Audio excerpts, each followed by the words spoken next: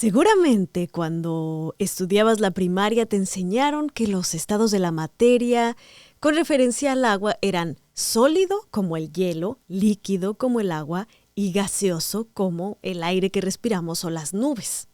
Pero ¿qué me dirías si te dijera que existen más estados de la materia que solo esos? Y que uno de ellos se alcanza cuando bajamos la temperatura de los gases a un nivel tan frío que es prácticamente posible manipular los átomos debido a que están tan fríos que están inmóviles, súper estables. Esto se logra gracias a un estado de la materia que se llama condensado de Bose-Einstein y se puede lograr aquí en la Tierra.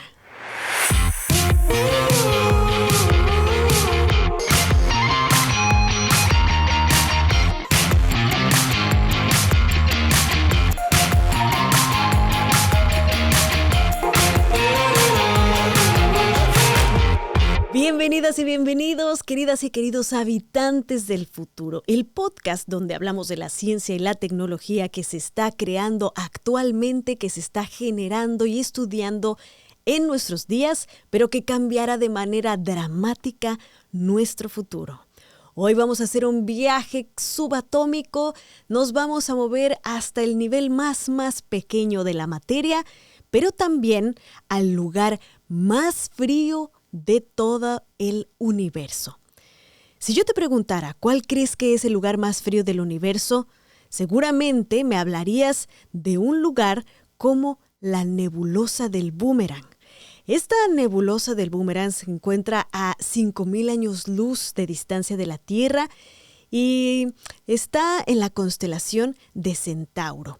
La nebulosa es una nube de polvo y gas que se está expandiendo a una velocidad muy rápida y esta expansión hace que la temperatura de la nebulosa descienda a increíbles menos 272 grados Celsius o menos 400 grados Fahrenheit.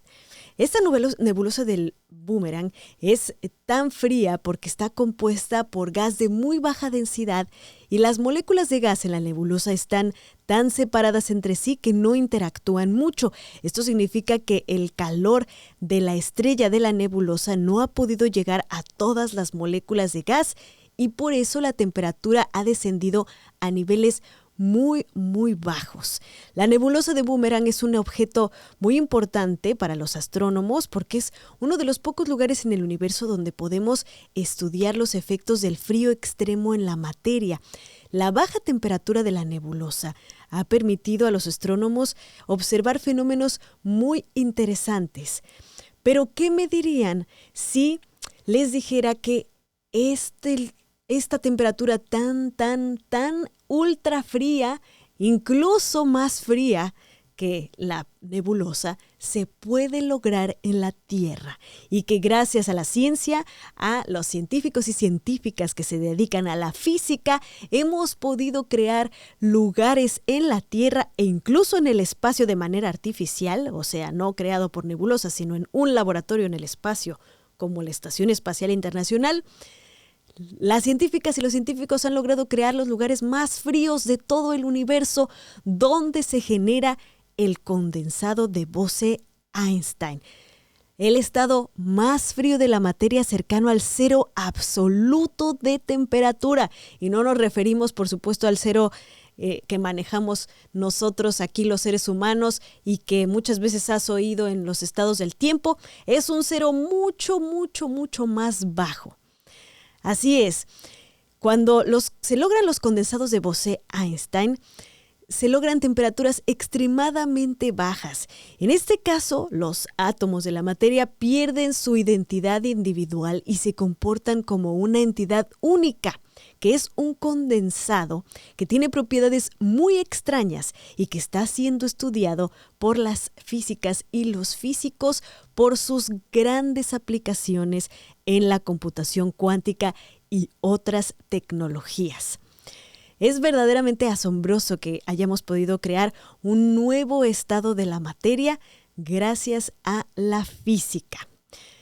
Así que hoy les invitamos a que nos acompañen a este viaje subatómico en Habitantes del Futuro a un lugar ultra frío, el más frío del universo, para conocer la ciencia y sus posibles consecuencias en el futuro de poder manipular la materia a niveles subatómicos.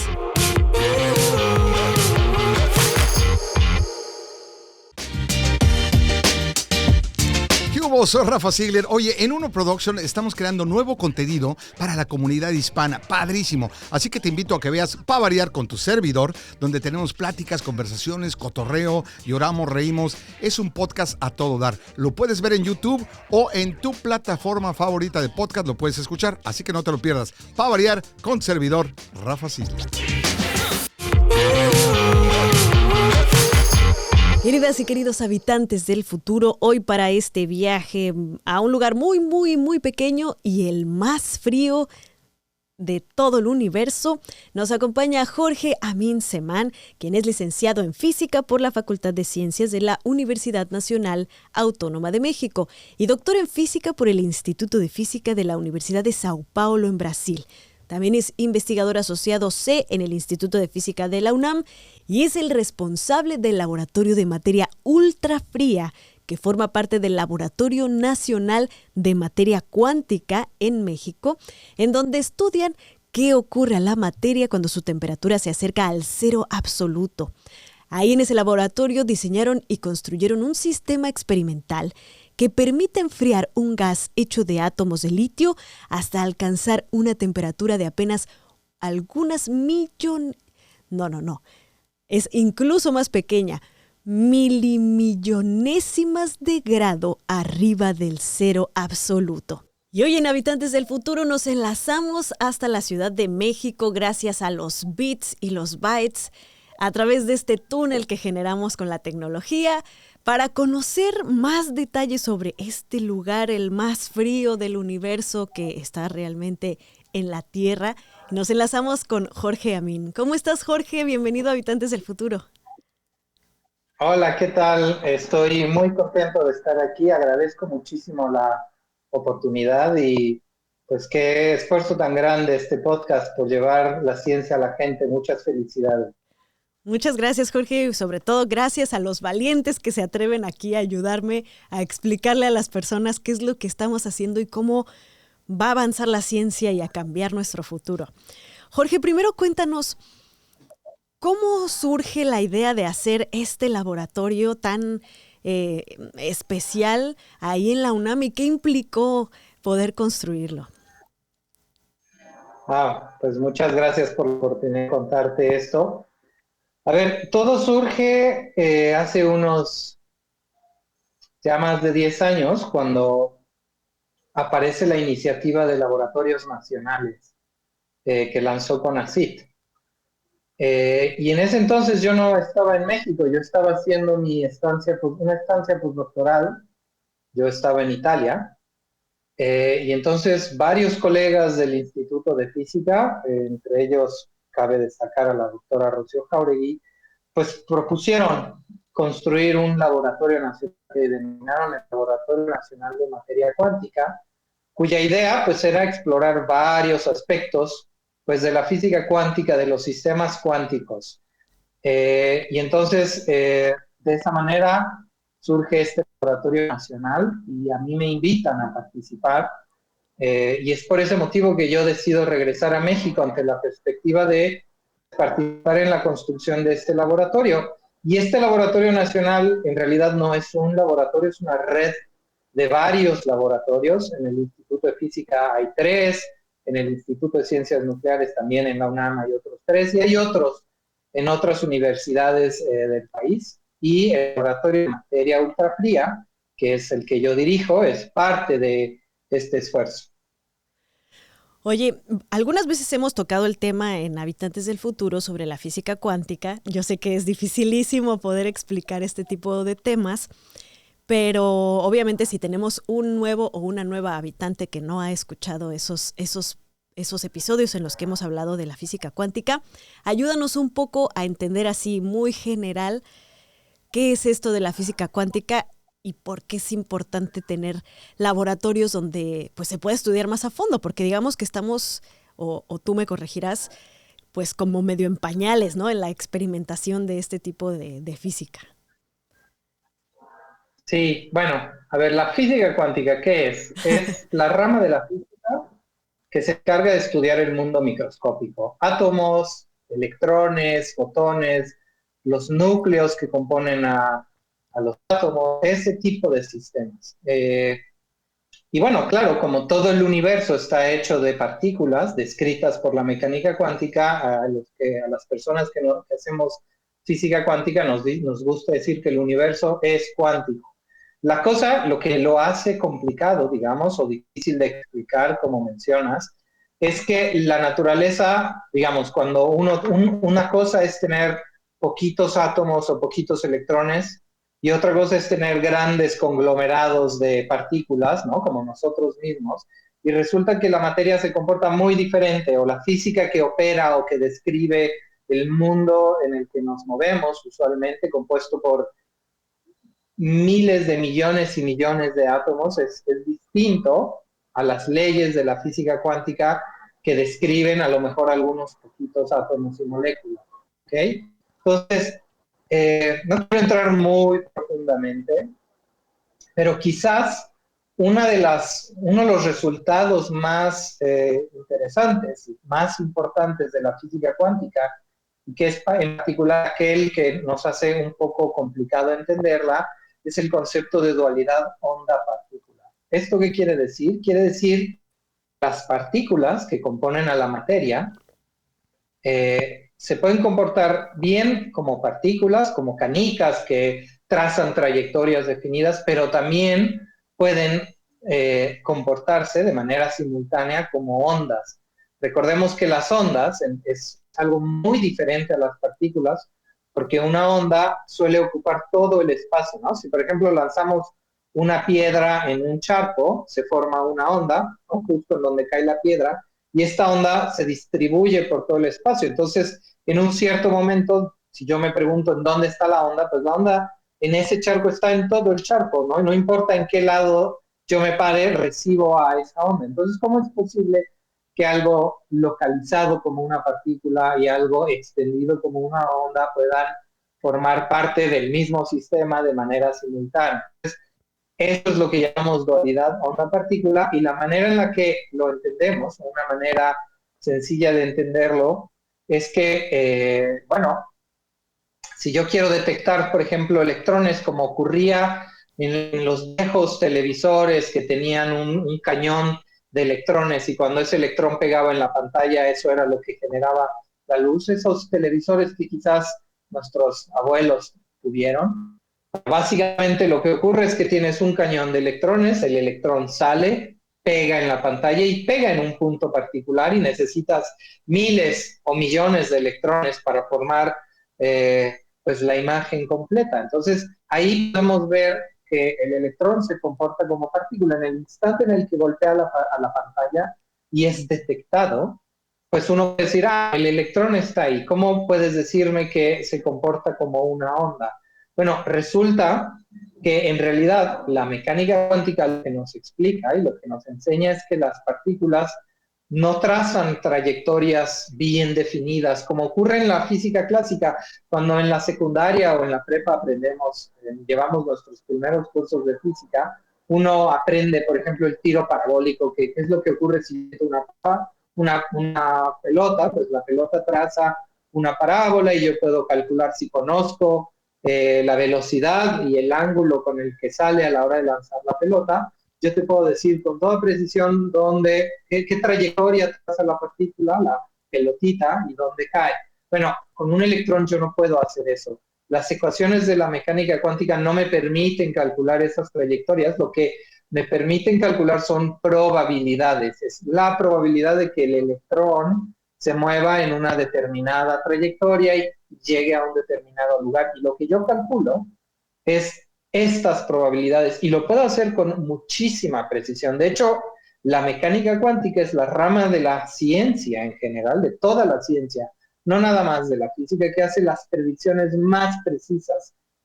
¿Por qué? Porque podemos predecir con un nivel brutal de precisión estas probabilidades.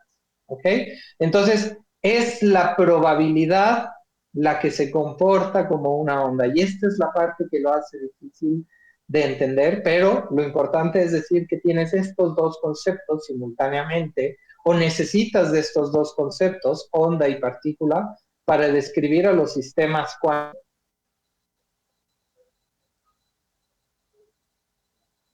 Ok, y la segunda parte de la pregunta, quizás me extendí demasiado, es ¿por qué es importante tener laboratorios como el nuestro para estudiar estos sistemas? Bueno, es una respuesta muy larga, voy a hablar en particular del sistema que nosotros queremos estudiar y del que vamos a platicar hoy, que es este condensado de Bose-Einstein, ya más antes supongo lo explicaremos mejor. Bueno, lo que tiene de especial el Laboratorio Nacional de Materia Cuántica y en particular mi laboratorio, el Laboratorio de Materia Ultrafría, es que tenemos sistemas en donde el comportamiento cuántico puede manifestarse a una escala macroscópica. Es decir, este comportamiento de onda y de partícula podemos observarlo ya no, podemos llevar a la materia a una condición tal en donde esta dualidad onda-partícula y estos efectos de la mecánica cuántica pueden observarse en un sistema pues casi macroscópico. Es un sistema pequeñito, pero ya es algo que podemos ver con un par de lupas casi a simple vista. Es un objeto compuesto por millones de átomos que logran comportarse de manera pues cuántica. Y entonces esto abre perspectivas de investigación muy interesantes, que son justo las que estamos explorando en nuestro laboratorio. Y bueno, obviamente esto es muy importante para la investigación y para la ciencia básica, pero los habitantes y las habitantes del futuro pues siempre preguntan, ¿esto cómo me afecta a mí o por qué me interesaría entenderlo, ¿no? Obviamente pues porque el conocimiento es maravilloso, pero también hemos hablado aquí, por ejemplo, de la posibilidad de aplicaciones como la computación cuántica u otras cosas.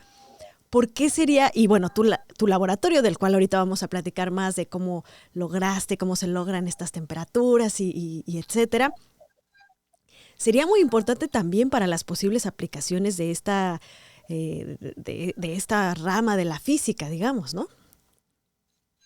Sí, correcto. A ver, el tema de las aplicaciones es súper importante. Y entonces me gustaría tocar un poco temas históricos y empezar diciendo cómo es que la mecánica cuántica empieza a ser. O sea, la mecánica cuántica nace hace más de 100 años, a principios del siglo XX, cuando la gente se da cuenta, en particular cuando Max Planck se da cuenta que para poder explicar ciertos fenómenos, uno tiene que suponer que la materia está compuesta de partículas que son elementales, que no podemos dividirlas más, y por eso se llama física cuántica, porque la materia está cuantizada, podemos contar los componentes, los átomos individuales, aunque sean muchísimos, es un número finito de átomos que componen a cualquier objeto. Entonces, digamos que hoy en día se habla de dos revoluciones tecnológicas asociadas a la física cuántica. Una es la llamamos la primera revolución cuántica, que consiste en la construcción de la teoría de la física cuántica. No quiero hablar mucho de esto, pero hay nombres importantísimos en esta travesía, en esta hazaña.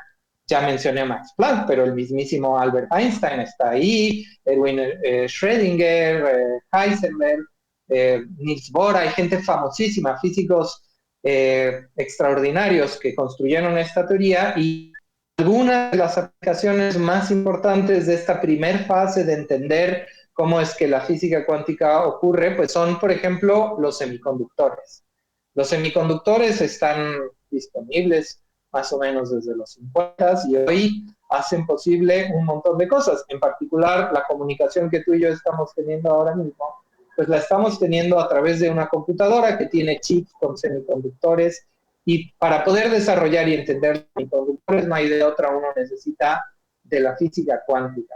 Pero de nuevo, regresando a algo que había mencionado al inicio, un semiconductor pues es un pedazo de material macroscópico, es un pedazo de material muy grande.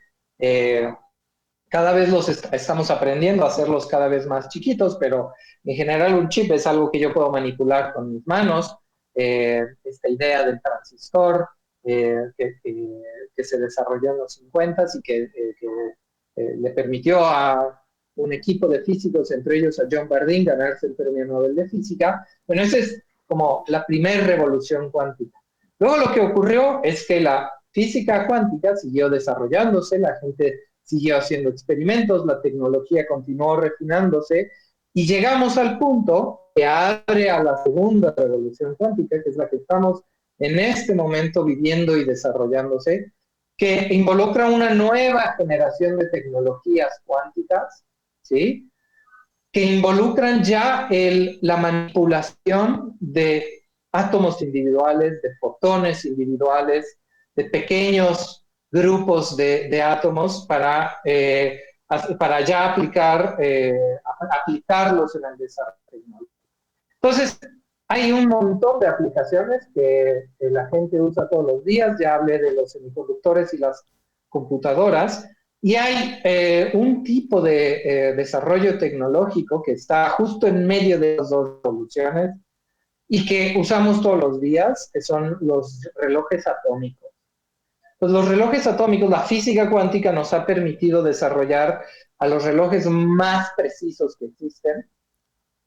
Y estos relojes lo que tienen es una pequeña nubecita de átomos adentro que está muy fría. Entonces, antes de esto, ¿qué es un reloj? Un reloj es algo muy simple. Un reloj es algo que hace tic-tac de manera periódica, ¿no? Entonces, piensen en un reloj de péndulo. Era el péndulo lo que hacía tic-tac. ¿Y cómo se mide el tiempo? Pues lo que uno hace es medir el número de tic-tacs entre dos eventos. Y es así como podemos medir el tiempo. Para darle ritmo a nuestra vida, digamos. Para darle ritmo a nuestra vida, exactamente. O en un reloj de pulso como el que traigo ahora, un reloj electrónico, un Casio clásico. Bueno, no sé si se pueda decir más, pero bueno, un reloj electrónico. No te preocupes, no vamos a volverlos súper famosos como otras personas. Okay. Bueno, aquí adentro hay un material piezoeléctrico que cuando se le aplica un voltaje oscila. ¿Ok? Básicamente es así como funciona un reloj de pulsera. Un reloj atómico lo que tiene es una nube de átomos muy fría y justo como está, por el motivo de estar muy fría, el tic-tac que hace es el más preciso que logramos producir en un laboratorio. Y entonces con estos relojes podemos medir tiempos muy cortititos, ¿sí? Y tener una precisión, a ver, voy a dar un número del orden de una parte en 10 a la 10, ¿ok? Es una precisión muy exacta y para decirlo en términos un poco más fáciles de entender, un reloj atómico es un reloj que se atrasaría algo así como un segundo cada 200 millones de años. Son relojes muy precisos, ¿no? Entonces, este tipo de relojes tan precisos ya se usan hoy en día para la sincronización de las telecomunicaciones. En particular, se usa para sincronizar y medir tiempos de detección de satélites. Y eso es lo que nos ha permitido construir la red de GPS que utilizamos ya. Cualquier persona que utilice una de estas aplicaciones en el teléfono para saber en dónde está, un mapa con GPS o una de estas aplicaciones que uno le dice, quiero ir a cierto lugar de la ciudad y te guía, eso está utilizando esta comunicación satelital que al final del día está sincronizada con relojes atómicos que utilizan pues las tecnologías necesarias para producir estas temperaturas ultra bajas. Entonces esa es una aplicación muy importante. Entonces ya para concluir esta parte de la segunda revolución cuántica, bueno, pues es esta capacidad de manipular poquitos átomos, poquitos fotones, poquitas partículas, la que nos ha permitido tener un nivel de control sin precedentes a la escala microscópica, y entonces es la idea que está detrás de muchas de las líneas de investigación actuales, como ya lo mencionaste, la computación cuántica, pero no solo la computación cuántica, está también el concepto de metrología cuántica. La metrología es la rama del conocimiento que nos permite medir, que nos explica cómo medir cosas. Y bueno, la física cuántica y esta segunda revolución tecnológica ya llegó ahí. Y en particular, la producción de objetos ultrafríos, como los que hacemos en el laboratorio de materia ultrafría, es parte de esta gran rama pues de la ciencia y la tecnología actual. No, pues gracias por esa explicación porque creo que nos queda mucho más claro cómo es que vamos avanzando hacia las aplicaciones con este conocimiento que ha sido revolucionario para la ciencia en general. ¿Cómo es que entonces construyen el laboratorio finalmente? ¿Y por qué es importante poder, bueno, ya más o menos nos explicaste que mantener los átomos muy, muy, muy fríos es muy importante para poder generar estados estables de la materia, ¿no? Donde se puedan medir estas interacciones a nivel cuántico. ¿Cómo es que, o por qué es importante y qué temperatura alcanzan y por qué es importante mantener esa temperatura? ¿Y cómo le hacen para crear un lugar que sea el más frío del universo? Ok, bueno, a ver, hay varias preguntas ahí metidas, entonces voy a intentar responderlas todas. A ver, vamos a empezar ¿por qué? ¿Por qué queremos, o sea, primero, ¿por qué queremos enfriar a la materia? ¿Por qué si yo enfrío un gas, se vuelve cuántico, ¿no? Esta sería como, pues, la motivación de por qué queremos construir un laboratorio como el nuestro. Bueno, entonces vamos a regresar a lo que dije al principio, la dualidad onda-partícula, ¿ok? Entonces, ¿por qué el gas que estamos respirando en este instante, que está hecho de átomos, de los mismos átomos que cualquier sistema cuántico, no es cuántico, es un gas, lo decimos así en física, un gas clásico? Bueno, básicamente porque algo que aprendemos desde la construcción de la mecánica cuántica, esto es uno de los resultados de un físico muy famoso que se llamaba Louis de Broglie, es que la longitud, a ver, toda onda tiene asociada una longitud, lo que llamamos la longitud de onda. Entonces, de nuevo, si yo echo la piedrita en el charco y se forma la onda, lo que vemos es que salen circulitos, ¿no? Salen estas crestas de onda y atrás de una viene otra y otra. Entonces, si yo mido la separación entre dos de estas crestas, esa es la longitud de onda. ¿Y de qué depende la longitud de onda? Pues depende, en este caso, pues del medio en el que se está transmitiendo la onda que se la. Ahora, regresando a las partículas, ¿de qué depende la longitud de onda de una partícula? Bueno, pues resulta que depende de su velocidad. Y es inversamente relacionado a la velocidad. ¿Qué significa esto? Que si una partícula se mueve muy rápido, su longitud de onda es muy cortitita. Y si se mueve muy despacio, su longitud de onda es muy grande. ¿Ok? Entonces, ¿qué ocurre? Que en un gas a temperatura ambiente, como el aire que estamos respirando, las moléculas de oxígeno, nitrógeno y demás compuestos de la atmósfera, pues están a temperatura ambiente, y la temperatura ambiente para los fines que nos interesan aquí es una temperatura altísima, y la longitud de onda asociada pues es a lo mejor es menor a nanómetros, es una longitud de onda muy chiquitita. Entonces, para que estas ondas se vean, pues tienen que ser más grandes, porque si no, los átomos del gas se comportan como partículas y chocan como partículas, como canicas. Entonces, por eso el gas que estamos respirando no manifiesta pues efectos cuánticos a escala macroscópica. Cuando empezamos a enfriar este gas, las longitudes de onda, debido a este principio de dualidad onda-partícula, empiezan a crecer esas longitudes de onda. Se empiezan a hacer más y más grandes. Y entonces, cuando el gas es lo suficientemente frío, esta longitud de onda se vuelve comparable a la separación entre los átomos, la separación promedio. ¿Y qué ocurre? Que los átomos empiezan a interferir, estas ondas empiezan a interferir como cualquier onda, ¿no? Si yo tengo, en vez de una piedrita en el charco, tengo dos piedritas separadas, cuando estas ondas se propagan y chocan, empiezan a interferir y forman patrones más complicados que la simple onda que teníamos con una sola piedrita, ¿no?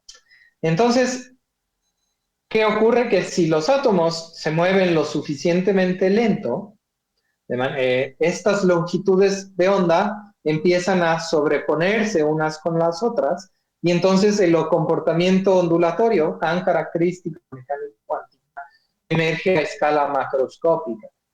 Entonces es un juego. Entonces, ahora, ¿qué tiene que ver esto con temperatura? Bueno, porque la temperatura no es otra cosa más que una medida de la energía contenida en un sistema. En un gas, la temperatura está directamente relacionada con la velocidad promedio con la que se mueven las moléculas del gas. Entonces, si el gas está muy caliente, pues es razonable pensar que los átomos se mueven muy rápido y que si los enfrío y los enfrío se van a empezar a mover más y más despacio. Entonces, por eso, por ejemplo, es como la... cuando hervimos agua y sirve incluso para motores, ¿no? Para generar motores porque los átomos se están moviendo como locos. Exactamente, y entonces tienes mucha energía que te permite mover el motor que mencionas. Exactamente, entonces al ir enfriando, las moléculas y los átomos que forman al gas se van moviendo más y más y más despacio y las longitudes de onda se van volviendo más y más y más grandes y entonces empiezan a interferir. Entonces, dos físicos del siglo XX, el mismísimo Einstein, y otro físico de la India, Satyendra Bose, pues descubrieron, primero fue Satyendra Bose quien lo descubrió y luego Einstein hizo una generalización, lo descubrieron de manera teórica, haciendo cuentas y cálculos, que en un gas hecho de átomos, si uno baja suficientemente la temperatura, hay una temperatura crítica o un valor determinado de la temperatura abajo de la cual estas longitudes de onda son lo suficientemente largas para interferir entre ellas y formar un estado cuántico compuesto por millones y millones, los átomos que tengas en este gas frío. Y entonces ellos calcularon que para que este estado, que se llama justamente condensado de Bose-Einstein, en honor a Albert Einstein y a Satyendra Bose, quienes lo encontraron, encontraron que esa temperatura pues era del orden de los nanokelvin, que es una temperatura muy, muy baja. Entonces, antes de explicar qué es muy importante hablar de las escalas que se usan para medir temperatura. La más usual, la que usamos todos los días, son los grados Celsius o los grados centígrados, es lo mismo. Acá en Estados Unidos los Fahrenheit. Ya, en Estados Unidos los Fahrenheit.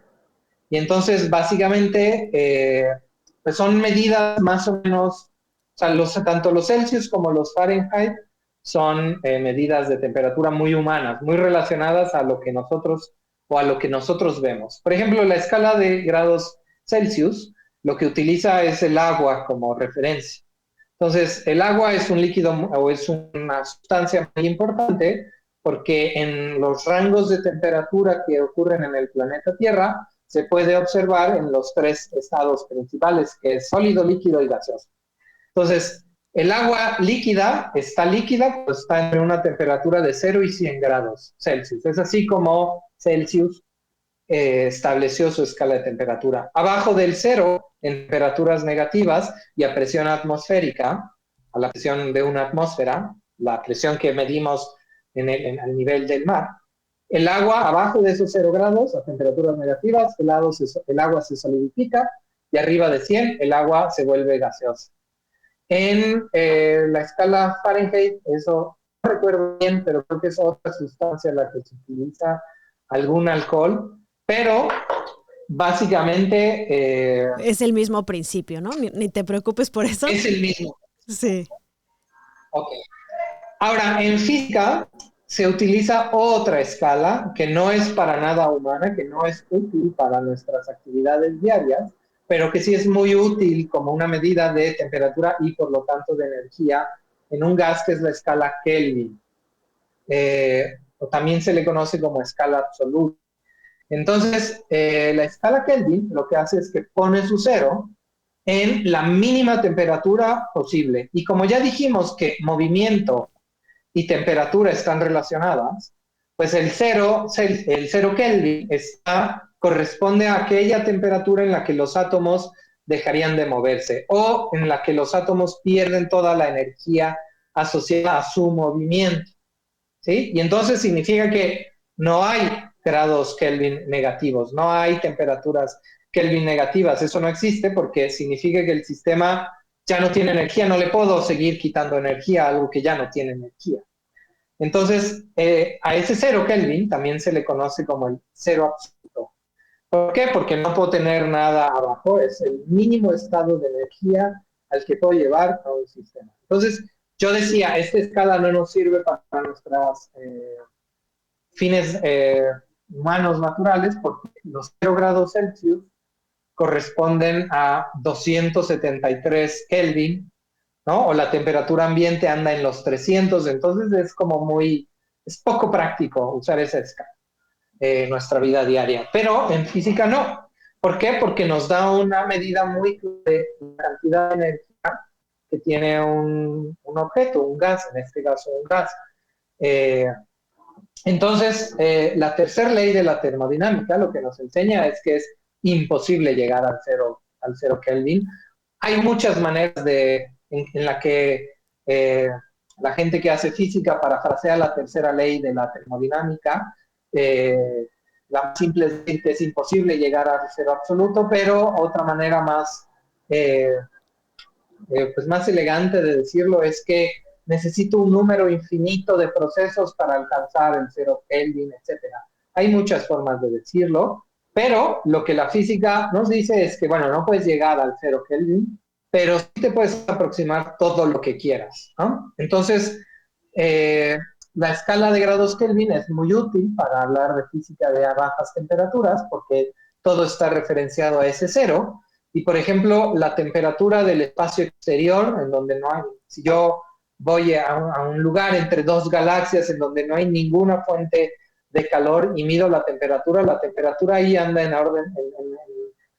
el orden de los 3 grados Kelvin, o 3 grados arriba del cero absoluto.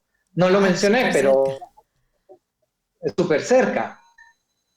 Si yo quisiera saber qué temperatura es el 0 Kelvin en grados Celsius, bueno, corresponde a menos 273.15 grados Celsius. Eso es el absoluto. Yo no puedo tener nada que esté más frío a menos 273.15, pero sí puedo tener cosas a menos 273.14999, todos los 9 que quieran. ¿A qué temperatura está tu laboratorio, Jorge? Ok, y justo es a eso a lo que quiero llegar. Albert Einstein y Satyendra Bose demuestran que tenemos que estar a 100 nanokelvin arriba del cero absoluto, es decir, a 100 mil millésimas grado arriba del cero absoluto, o bien 0.701 grados arriba de ese cero absoluto. Es una temperatura muy baja. Entonces, yo mencionaba, el espacio interestelar está a 3 Kelvin y no hay ninguna fuente de calentamiento, lo que hace que esa temperatura no sea cero, es el fondo de microondas que hay en el universo, ese es otro tema de discusión, pero el punto es que no se conoce ningún mecanismo natural que nos permita enfriar a temperaturas tan bajas como las que alcanzamos en nuestro laboratorio. Entonces, nosotros tenemos toda una serie de tecnología e infraestructura que nos permite llegar a esa temperatura y por eso decimos que el objeto más frío del universo está en el planeta Tierra, en laboratorios como el nuestro, en donde tenemos la capacidad de alcanzarla. Verdaderamente impresionante, Jorge. Para terminar, nos gusta mucho aquí en Habitantes del Futuro, obviamente, soñar con el futuro y entender cómo esta ciencia que estamos haciendo hoy podría cambiar la forma en la que vivimos. ¿Cómo ves el futuro de este tipo de física? Pues yo creo que es un futuro brillante, es un futuro con muchas posibilidades y justo por eso me dedico a esto. Pero bueno, hoy en día los condensados de Bose-Einstein ya están en una primera fase de aplicación. Nuestro laboratorio es un gran cuarto lleno de equipo, de láseres, de todo tipo de equipo sofisticado para alcanzar estas temperaturas. Entonces todavía es difícil llevarlo como...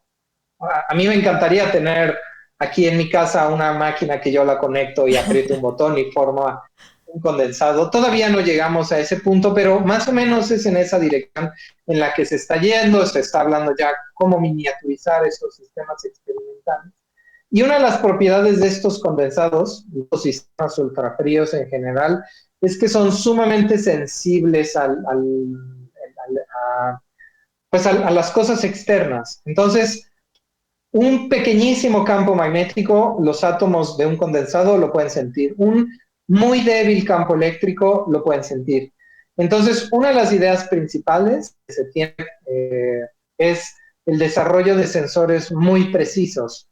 Entonces, ya hay gente haciendo esto. Un ejemplo famosísimo es un experimento que tienen en la Estación Espacial Internacional, en donde produjeron ya el primer condensado de Bose-Einstein fuera del planeta Tierra. Tienen un condensado en órbita que sirve para hacer medidas muy precisas de, por ejemplo, gravimetría, medidas de la fuerza gravitacional de la Tierra con una precisión sin precedentes, o también se pueden usar para medir aceleraciones. Entonces hay estas ideas de cómo aplicarlos para medir cantidades físicas muy pequeñas, campos magnéticos pequeños, campos eléctricos pequeños, aceleraciones muy pequeñas, etcétera. Y otra aplicación, que es en la que yo estaría más interesado, es que pues todo el aparato experimental que tenemos nos permite tener un grado de control de los átomos muy, muy grande, casi de átomos individuales. Eso hace que sea posible pues manipular a estos átomos con mucha precisión y ponerlos en configuraciones muy específicas, crear trampas para atraparlos con formas muy, muy controlables. Y entonces, básicamente lo que se ha hecho es que es posible, son excelentes candidatos para implementar un tipo de computadora cuántica que se le conoce como simulador cuántico, en donde lo que podemos hacer es forzar a los átomos a que se comporten como nosotros queramos, en la situación en la que nosotros queramos, y con eso simular, ¿no? Por eso simulador o emular las propiedades de otro sistema físico más complicado y aprender cosas de un sistema físico más complicado sobre el que no tenemos tanto control, y decir cosas nuevas. Entonces, pues esto tiene muchas aplicaciones, o se está pensando ya cada vez más en aplicaciones en ciencia de materiales, en donde podemos hacer que el condensado se comporte como un material específico, como un superconductor, como algún material exótico, y entender sus propiedades desde un escenario completamente controlable. Verdaderamente es impresionante porque, aunque parezca complejo, pues imagínense tener tanto control a nivel subatómico de la materia, pues casi podríamos jugar a ser dioses, ¿no? Y crear cosas verdaderamente sorprendentes. Jorge, ha sido fascinante platicar contigo, te agradezco mucho porque creo que nos has aclarado muchísimas cosas que muchas veces hablamos aquí en Habitantes del Futuro, pero que no es fácil que alguien las explique tan detalladamente. Nos ha encantado platicar contigo y estamos muy emocionados de ver cómo evoluciona esta rama de la física. Te agradecemos mucho por haber participado en Habitantes del Futuro. Te agradezco a ti y a todo tu equipo, y también le agradezco al auditorio por escucharme, y pues muchas felicidades por este podcast maravilloso. Lo estoy escuchando periódicamente, es maravilloso. Genial, muchísimas gracias, lo hacemos con mucho cariño y reclutando a más personas que quieran ayudarnos a explicarle a las personas la ciencia y que además los hispanos, los latinos, hacemos ciencia de frontera, como la física que haces tú, la física ultra fría. Te mandamos un fuerte abrazo y espero que pronto podamos seguir platicando sobre otros temas. Con mucho gusto. Hasta la próxima. Muchas gracias, Jorge. Pues verdaderamente fascinante. Y ya sabemos que este lugar donde existe el estado, las cosas más frías del universo, se puede crear en la Tierra y que además nos puede dar aplicaciones increíbles para el futuro de la humanidad. Pero ¿cómo lo hemos visto, cómo lo hemos imaginado en la cultura popular, este tipo de ciencia como la física, que verdaderamente nos ayuda a entender al nivel más básico cómo funcionan las cosas, cómo se comporta la materia en nuestro universo? Pues ya saben que también tenemos referencias culturales en Cultura con doble O.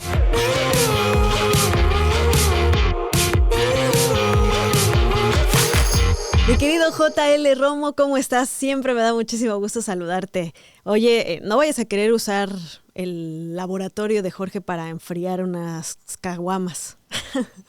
Deja tú las caguamas, poder enfriar los átomos que forman mi estómago y adelgazar tantito, porque con los calores los cuerpos se expanden. Exacto, es el calor, no es que estemos gordos, sino que nos expandimos por el calor. No eres tú ni soy yo, son los átomos que se expanden, ¿no? Una cosa. Pero creo que es un principio básico para divulgar o para dar a conocer, mejor dicho, este tipo de conocimiento, ¿no? Porque muchas veces escuchamos la palabra átomo y nos alejamos así como de, oye, ¿qué pasa? No lo entiendo, ¿qué es esto? ¿No? Háblame en español, ¿no? O háblame así en lenguaje claro, pero sí, o sea, es las unidades estas mínimas tan complejas, pero pues este es el principio, ¿no? Cuando hay calor se expanden, cuando hay frío se reducen, y es un tema muy interesante que pues en Habitantes del Futuro pues, te agradezco, Ana Cristina, que nos compartas para sensibilizarnos también, ¿no? Creo que nos hace falta una sensibilización de estos temas y más en esta ola tecnológica y de innovaciones científicas, que creo que son importantes que ya nos estemos alfabetizando de este tipo de conocimientos, ¿no? Sí, porque no se trata solamente de usar nuestras computadoras.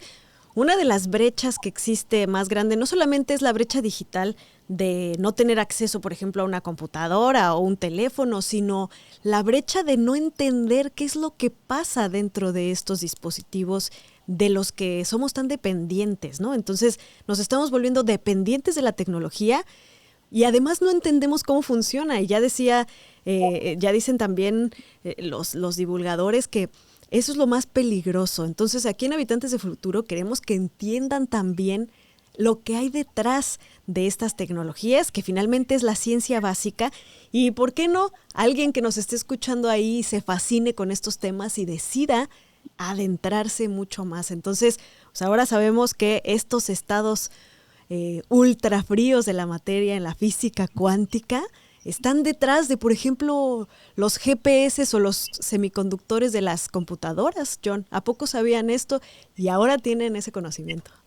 Yo la verdad desconocía lo del GPS, me llama la atención. Y también yo creo que es importante, diciéndolo en un lenguaje más coloquial, pues leer las letras chiquitas de cada innovación tecnológica, ¿no? Leer las letras chiquitas, pues digamos, conocer desde 360 grados lo que está pasando, ¿no? Creo que es importante, porque sí, también estamos en una era de la información y de datos, pero es importante tener el criterio para analizarlo y comprenderlo. Y como sabes, Ana Cristina, en este compromiso que tenemos en Habitantes del Futuro, sí vemos el conocimiento con los especialistas, pero también aquí en Cultura con doble O lo vemos en una cuestión de cómo, a partir de la cultura pop, de las industrias culturales y del entretenimiento, podemos tener también una puerta más por donde acceder a este conocimiento. Y creo que hay que citarlo, este personaje llamado Han Pym, que es Ant-Man. Pero fíjate que curiosamente en la compañía Marvel Comics hicieron una escala de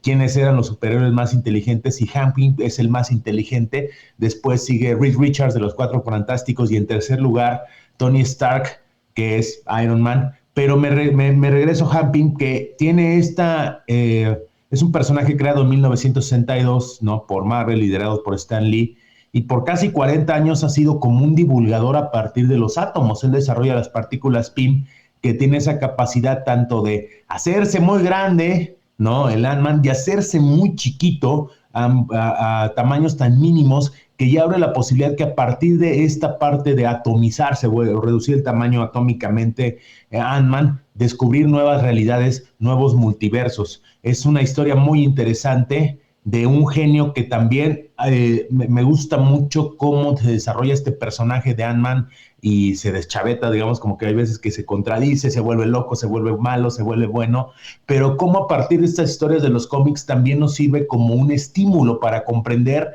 pues, este conocimiento atómico, ¿no? Me recuerda también un capítulo de Los Simpson, pero eso se los cuento después porque si no ya sería mucho conocimiento para hoy, pero sí, revisen los cómics de Ant-Man y de Hank Pym, porque en verdad es un verdadero estímulo para comprender más esta ciencia alrededor de los átomos y abre la posibilidad, hasta de hecho, Ana Cristina, que me gusta como lo has dicho en otros episodios de Habitantes del Futuro, de cómo soñar e imaginar futuros posibles, pues esta tesis que pues tal vez puede ser exagerada por la ciencia ficción y las grandes producciones que son las de Marvel, pero cómo a partir de reducir el tamaño a cantidades o a dimensiones atómicas muy extra, hiper pequeñas, pues entrar a nuevos portales y a nuevos universos. Entonces lo recomiendo. Hay una saga dentro del universo de Marvel de películas donde interviene Ant-Man, pero también dense una vuelta en los cómics para que entiendan la esencia del personaje y cómo los átomos también ayudan a pelear contra los malos o también para conocer nuevos universos, Ana Cristina. Está genial esa recomendación. Fíjate que yo no soy mucho de cómics, no conozco muy bien el personaje más allá de lo que se ha oído mencionar, pero me hiciste recordar de esta caricatura del autobús mágico, no sé si lo viste alguna vez, que era esta maestra que subía a sus alumnos en un autobús y se iban por diferentes aventuras y algunas veces también se hacían muy pequeñitos para ir a nivel atómico, adentro del cuerpo, etcétera. Entonces, pues es esta capacidad que tenemos de imaginarnos lo que sucede a ese nivel gracias a la aventura de personajes. Entonces, me encanta esta referencia, querido John. Muchas gracias. Pues cuando quieras, Ana Cristina, te comparto unos cómics para que los leas y te voy a pedir un resumen, Arial 12, referencias para calificación final. Excelente, ya así. Para que recuerdes la experiencia completa del autobús escolar. Exacto, así como yo te hago aquí examen con los invitados para que nos hagas recomendaciones y ponerte a estudiar física cuántica y todo, tú me vas a hacer un examen de cómics. Sí, la verdad lo agradezco mucho. Habitantes del Futuro ha actualizado o ha contribuido en mi educación no formal, pero me ha actualizado y me ha sensibilizado en muchos temas y espero que todas y todos los habitantes del futuro estén conmigo también actualizándose y conociendo nuevas cosas de este universo fantástico de la ciencia y la tecnología. Así que continuamos con la conversación, Ana Cristina, en las redes sociales de Habitantes del Futuro. Pues déjenos sus comentarios, dudas, sugerencias y aquí estaremos haciendo comunidad porque no nada más somos habitantes, somos una comunidad que va hacia el futuro. Así es, querido John, esperamos los comentarios de todas y todos los habitantes del futuro sobre estos y muchos temas más. ¿Y qué otros temas les gustaría aprender? Y gracias porque, como le digo aquí a Carlos, nuestro productor, eso de que hayan, aunque sea aprendido una cosita nueva, es el mejor cumplido que me pueden dar y que hace que valga la pena todo esto. Te mando un fuerte abrazo, querido John. Nos vemos en el futuro. A la orden, queridísima Ana Cristina, habitantes del futuro, aquí estamos con Cultura con W. ¿Y qué dicen ustedes, habitantes del futuro? ¿Se imaginaban que la cosa más fría del universo estaba en la Tierra, en estos laboratorios donde se hace este condensado de Bose-Einstein? Yo, la verdad, me sorprende muchísimo lo que la ciencia puede lograr. ¿Y se imaginan qué aplicaciones podría tener en un futuro esta posibilidad que nos da tener materia ultra fría de mover y poder crear cosas a nivel subatómico? ¿Qué opinan? Háganoslo saber, como dice siempre mi querido J.L. Romo o John. ¿Qué les gustaría saber? ¿Qué opinan de este tema? ¿Qué les dio curiosidad? ¿Qué no entendieron bien? ¿Qué les gustaría que tocáramos en los siguientes episodios de Habitantes del Futuro? Yo soy Ana Cristina Olvera y nos vemos en el futuro.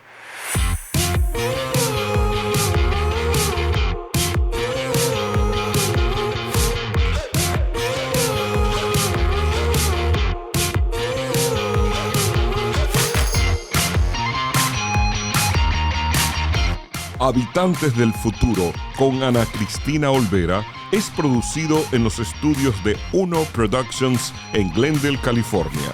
Producido por Ana Cristina Olvera, Christian Walter y Carlos Knights.